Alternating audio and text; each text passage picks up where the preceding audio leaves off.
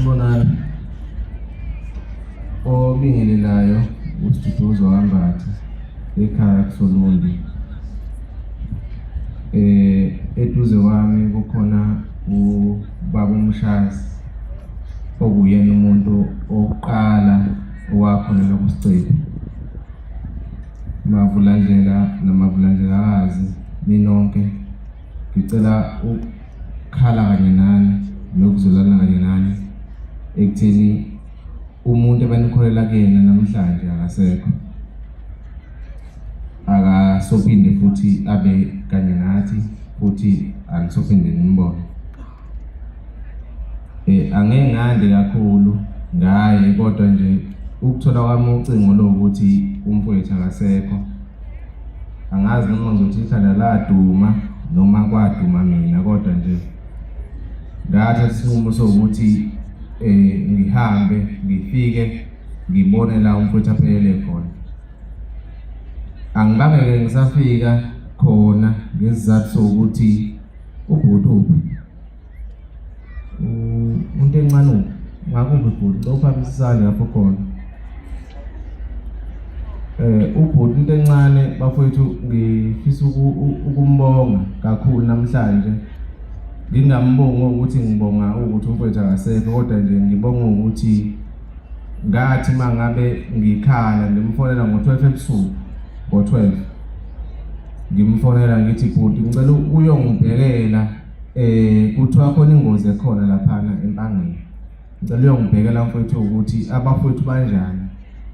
Wathi mfowethu angikho ngiseThekwini, kodwa ngoba mfowethu uzokhulumile ngizocela ukuthi ngisondele ngakhona.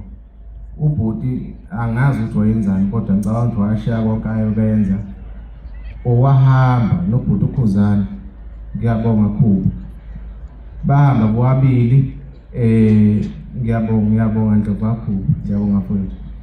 Bahamba bobabili badela konke ababekwenza, ngazi babenzani, kodwa nje bakushiya phansi konke ababekwenza.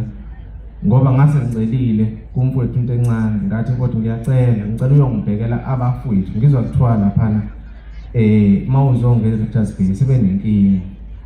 Bashiya konke ababekwenza bahamba baya khona. Mabefika laphana wangifonela futhi umuntu encane, wathi mfowethu ubushilo ukuthi uyasuka eGoli uze ngapha, kodwa mfowethu ngicela ukuthi ungabusajaha kakhulu, noma awuthole indlela yokuthi mhlawumbe ugcina ufikile ngapha, ngoba umfowethu akasekho. Ngizoxolisa kubaphathi bohlelo nje, ngiyaxolisa kakhulu ngesikhathi, ngiyaxolisa, kodwa ngicabanga ukuthi ithuba lami lokugcina leli lokukhuluma ngomfowethu. Wathi umfowethu akasekho. Maye ngabe ngifonele ngo-12 kuyoshawa 1, ngathi mina mfowethu awukhulumi nami, angikuzwa ukuthi uthini mina. Wathi naye ngiyacela ukuthi mfowethu noma abe kuthiwa ubufisa ukufika lana, kodwa ngicela ukuthi uzame ukwenza indlela ukuthi ungabusashesha kakhulu, ngoba akasekho umfowethu, uyabona. Ngifisa nje ukubonga kakhulu Nondaba, ngiyabonga mfowethu, nakuwe Gawusi, ngiyabonga bafethu ukuthi noma kuthiwa yini naniyenza ngalesa sikhathi, mangabe ngifona phakathi kwamabili ngithi ngicela nongibhekela abafowethu, nikiye konke nanikwenza niyongibhekela isimo. Ngiyabonga. Awenge ngosemagcoka mayeye apho amantombazane esiqimerishasi bapho mama bekikiza ivale mfana uMC Mshazi udumo lo nesisu sakhe sizokhala lapha emndenini wakwaDlamini nasemndenini waseSouth Africa yonkana.